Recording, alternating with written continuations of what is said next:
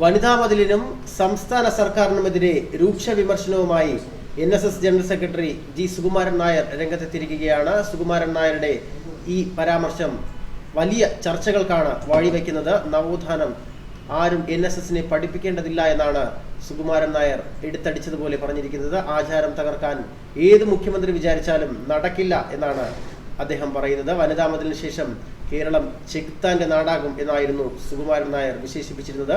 മന്നം ജയന്തിയോടനുബന്ധിച്ച് നടന്ന നായർ പ്രതിനിധി സഭയിൽ സംസാരിക്കുമ്പോഴായിരുന്നു സുകുമാരൻ നായർ ഇത്തരത്തിൽ ഒരു രൂക്ഷ ഭാഷയിലുള്ള വിമർശനം ഉന്നയിച്ചത്.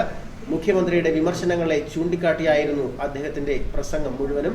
മന്നത്തിന്റെ പാതയിലല്ല NSS എന്ന് പറയാൻ മുഖ്യമന്ത്രിക്ക് എന്ത് അവകാശം ഉണ്ടെന്നാണ് സുകുമാരൻ നായർ ഇവിടെ ചോദിക്കുന്നത്. ആചാരാനുഷ്ഠാനവും എന്താണെന്ന് അറിയാത്തവരാണ് NSSനെ നവോത്ഥാനം പഠിപ്പിക്കാൻ വരുന്നത് എന്നാണ് അദ്ദേഹം കുറ്റപ്പെടുത്തിയത്. സംസ്ഥാന സർക്കാരിനും പിണറായി വിജയനുമെതിരെ ഉയർത്തുന്ന ഒരു രൂക്ഷ വിമർശനം തന്നെയാണിത്. ഒരു സർക്കാർ കയ്യിലുണ്ടെന്ന് കരുതി വിശ്വാസത്തെ തകർക്കാൻ ഏത് മുഖ്യമന്ത്രി വന്നാലും NSS തടയും എന്നുള്ള ഒരു താക്കീതും അദ്ദേഹം നൽകുന്നുണ്ട്. മുഖ്യമന്ത്രിക്ക് ശബരിമല വിഷയത്തിൽ മുഖ്യമന്ത്രി എടുത്ത നിലപാടിനുള്ള NSS ജനറൽ സെക്രട്ടറി സുകുമാരൻ നായരുടെ താക്കീതാണത്. കഴിഞ്ഞ ദിവസം വനിതാ മതിൽ അടക്കമുള്ള വിഷയങ്ങൾ നവോത്ഥാനം മാത്രമാണ് മുന്നിൽ കണ്ടതെന്നും ശബരിമല വിഷയം ഇല്ല എന്നും ആയിരുന്നു പ്രചരണം. എന്നാൽ അത് വനിതാ മതിൽ അടുത്ത സാഹചര്യത്തിൽ നിലപാട് മാറ്റി ശബരിമല വിഷയത്തിലാണ് ഇത്തരത്തിലൊരു മതിൽ കെട്ടുന്നതെന്നാണ് മുഖ്യമന്ത്രിയും വ്യക്തമാക്കിയത്. ഇതാണ് NSSനെയും സുകുമാരൻ നായരെയും ഇപ്പോൾ ചൊടിപ്പിച്ചിരിക്കുന്നത്. ഈ സാഹചര്യത്തിലാണ് സുകുമാരൻ നായർ രൂക്ഷ വിമർശനവുമായി രംഗത്തെത്തിയിരിക്കുന്നത്. മുഖ്യമന്ത്രിക്ക് ഇത്തരത്തിലൊരു താക്കീത് കൂടി NSS ജനറൽ സെക്രട്ടറി നൽകുന്നുണ്ട്.